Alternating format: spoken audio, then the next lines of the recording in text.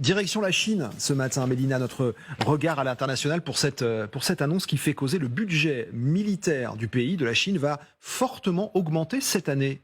Oui, plus 7,8%, retenez bien ce chiffre, plus forte augmentation depuis 2019. Donc ce budget militaire va passer à 1554 milliards de yuan. Ça ne va pas vous parler, donc disons 225 milliards de dollars.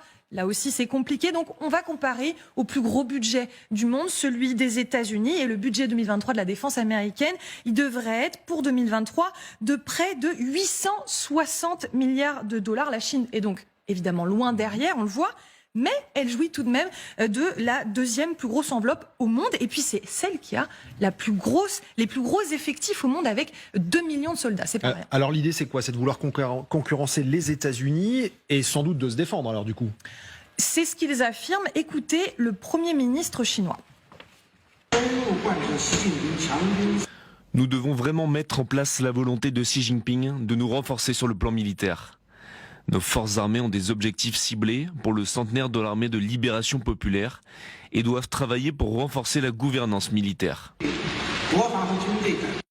Voilà ce que dit ce Premier ministre ce week-end pendant la session parlementaire annuelle qui permet à Xi Jinping de être président à nouveau pendant 5 ans de plus. Alors il dit des objectifs ciblés.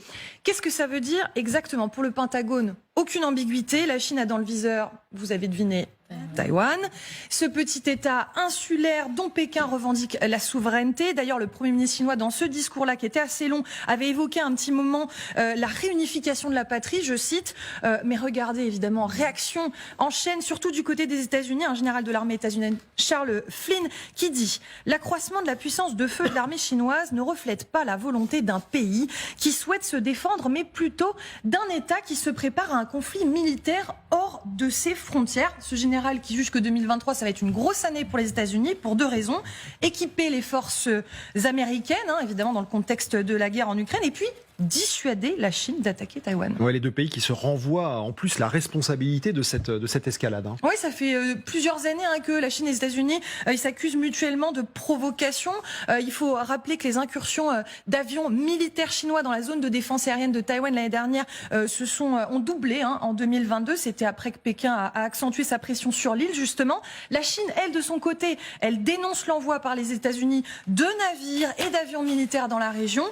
Au-delà de la question de Taïwan, cette annonce, elle a inquiété pas seulement les pays occidentaux, également les pays voisins, puisque il y a d'autres pays qui ont des bisbilles avec la Chine, justement, sur des questions territoriales. L'Inde, avec une frontière contestée dans l'Himalaya, les Philippines, sur des îles en mer de Chine, et puis le Japon. Alors, qu'est-ce qu'ils font, ces pays voisins? En réponse, évidemment, ils augmentent eux-mêmes leur budget de la défense. Chacun y va de son augmentation. Voilà le pourquoi de cette augmentation de budget encore cette année pour la Chine. Merci beaucoup, Mélina.